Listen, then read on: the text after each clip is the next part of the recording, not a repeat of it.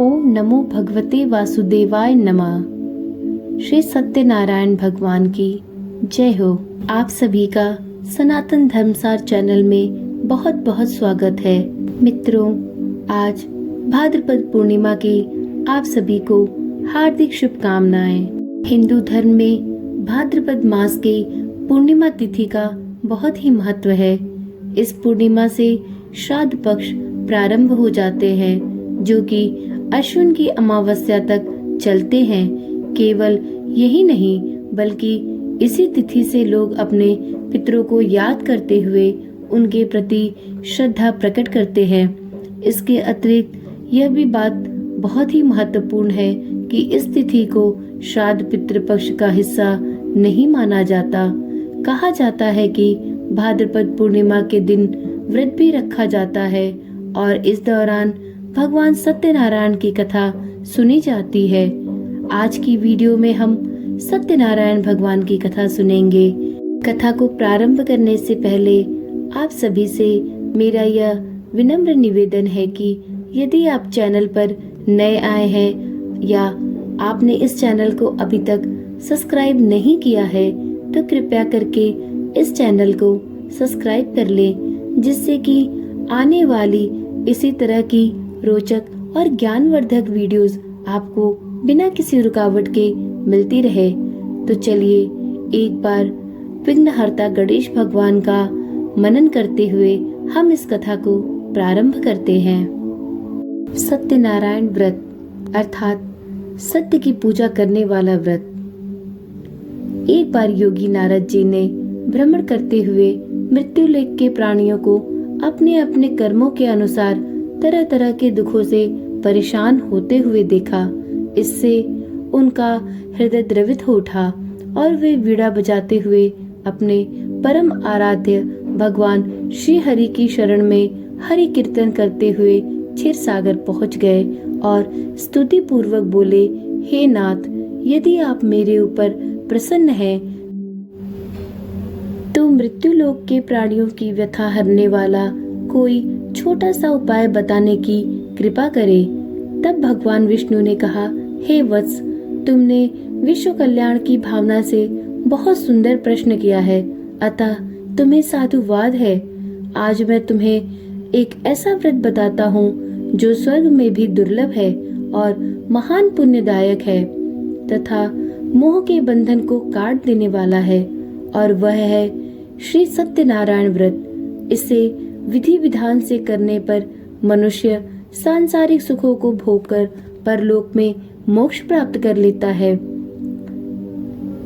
इसके बाद काशीपुर नगर के एक निर्धन ब्राह्मण को भिक्षावृत्ति करते देख भगवान विष्णु स्वयं ही एक बूढ़े ब्राह्मण के रूप में उस निर्धन ब्राह्मण के पास जाकर कहते हैं, हे विप्र, श्री सत्यनारायण भगवान मनोवांछित फल देने वाले हैं।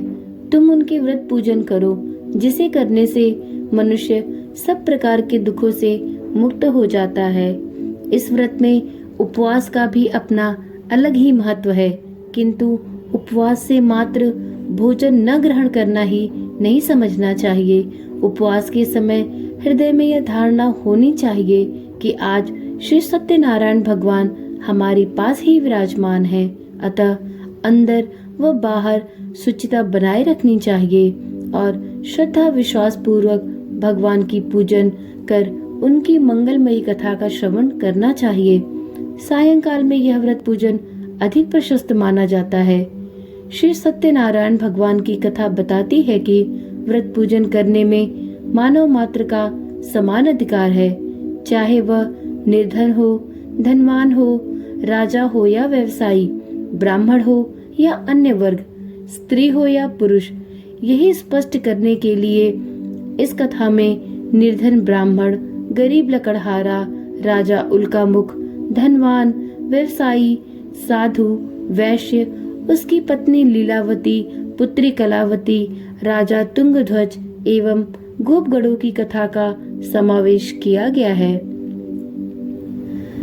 कथासार ग्रहण करने से यह निष्कर्ष निकलता है कि जिस किसी ने सत्य के प्रति श्रद्धा विश्वास किया, उन सब के कार्य सिद्ध हो गए। जैसे नीचे आने वाली कथा में लकड़हारा, गरीब ब्राह्मण, उल्कामुख, गोपगणों ने सुना कि यह व्रत सुख, सौभाग्य, संतति, संपत्ति सब कुछ देने वाला है, तो सुनते ही श्रद्धा, भक्ति तथा प्रेम के साथ सत्यव्रत का आचरण करने में लग गए और फलस्वरूप अलौकिक सुख भोगकर परलोक में मोक्ष के अधिकारी हुए। साधु वैश्य ने भी यही प्रसंग राजा उल्कामुख से विधि विधान के साथ सुना, किंतु उसका विश्वास अधूरा था, श्रद्धा में कमी थी। वह कहता था कि संतान प्राप्ति पर सत्यव्रत पूजन करूंगा।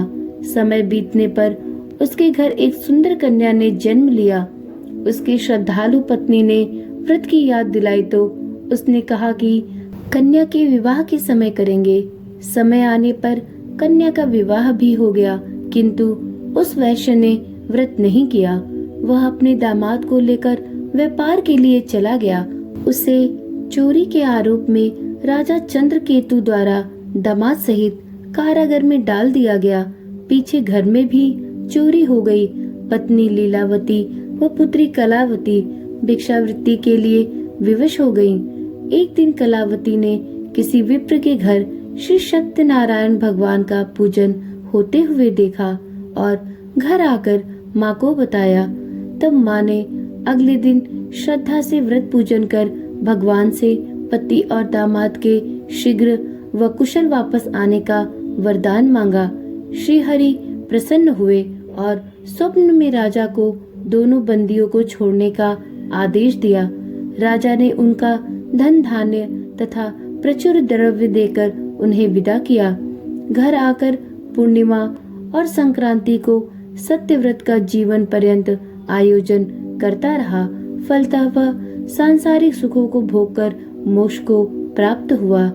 इसी प्रकार राजा तुंगध्वज ने वन में गोपगणों को श्री सत्यनारायण भगवान का पूजन करते हुए देखा, किंतु प्रभुता के मद में चूर राजा न तो पूजा स्थल पर गया, न दूर से ही प्रणाम किया और न ही गोपगणों द्वारा दिया प्रसाद ग्रहण किया। परिणाम यह हुआ कि राजा के पुत्र, धन धान्य, अश्व गजादि सब नष्ट हो गए। राजा को अकस्मात यह आभास हुआ कि विपत्ति का कारण सत्यदेव भगवान का निरादर है। उसे बहुत पश्चाताप हुआ। वह तुरंत वन में गया। गोपगणों को बुलाकर काफी समय लगाकर सत्यनारायण भगवान की पूजा अर्चना की। फिर उसने उनसे ही प्रसाद ग्रहण किया तथा अपने घर वापस आया। उसने देखा कि विपत्ति टल गई और उसकी सारी संपत्ति तथा जन सुरक्षित हो गए। राजा प्रसन्नता से भर गया और सत्यव्रत के आचरण में निरत हो गया तथा अपना सर्वस्व भगवान को अर्पित कर दिया।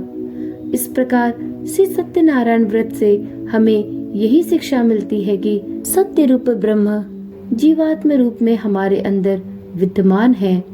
हम सब सत्य के ही स्वरूप हैं, पर माया के वश में आकर नष्ट होने वाली सांसारिक वस्तुओं को संग्रह करने की सोचकर संसार में ही मग्न रहते हैं। इस अज्ञान को दूर करके सत्य को स्वीकार करना और प्रभु की भक्ति करना ही मानव का धर्म है। यही सत्यनारायण व्रत है और कथा का सार है।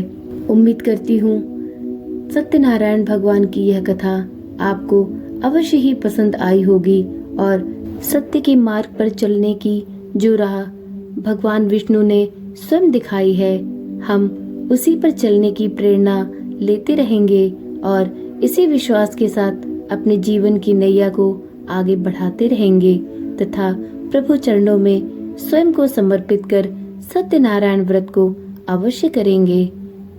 तो चलिए आज की वीडियो यहीं पर समाप्त करती हूँ। फिर मिलेंगे एक नई कथा के साथ। तब तक के लिए ओम श्री विष्णुआय नमः। बोलो सत्यनारायण भगवान की जय हो। बोलो भोले शंकर भगवान की जय हो। बोलो सभी देवी देवताओं की जय हो। धर्म की जय हो। अधर्म का नाश हो। सभी को सुख समृद्धि एवं मनोवांछित फल की प्राप्ति हो। नमस्कार।